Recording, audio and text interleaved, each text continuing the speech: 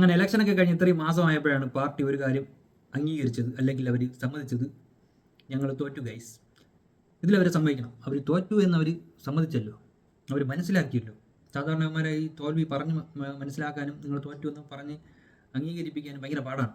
അവരൊരു കാരണവശാലും അംഗീകരിക്കില്ല. അടുത്ത 5 വർഷം വരെ അവർ തോറ്റിട്ടില്ല എന്നിങ്ങനെ പറഞ്ഞിരിക്കും. പക്ഷേ ഇത്തവണ അങ്ങനെയല്ല, അവർ അംഗീകരിച്ചു തോൽവിയുടെ കാരണം അവർ പറഞ്ഞു.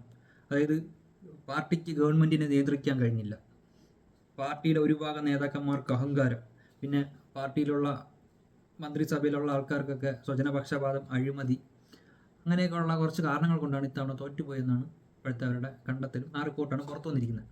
അപ്പോൾ ഇത് മനസ്സിലാക്കാത്തത് നിങ്ങളുടെ നേതാക്കന്മാർ മാത്രമാണ്. കാരണം പൊതുജനം ഇത് നേരത്തെ മനസ്സിലാക്കി, ഇലക്ഷന് മുന്നേ മനസ്സിലാക്കിയോണ്ടാണ് അവരിപ്പോൾ തോപ്പിച്ച് കയറ്റുന്നത്. നിങ്ങളുടെ ഒരു ഭാഗം അണികളും സാധാരണ പ്രവർത്തകരും ഇത് നേരത്തെ കൂട്ടി തന്നെ മനസ്സിലാക്കി. അതുകൊണ്ട് തന്നെയാണ് നിങ്ങൾ തോറ്റ് ഇപ്പോൾ ഒരു മൂലയ്ക്ക് ഇരിക്കുന്നത്.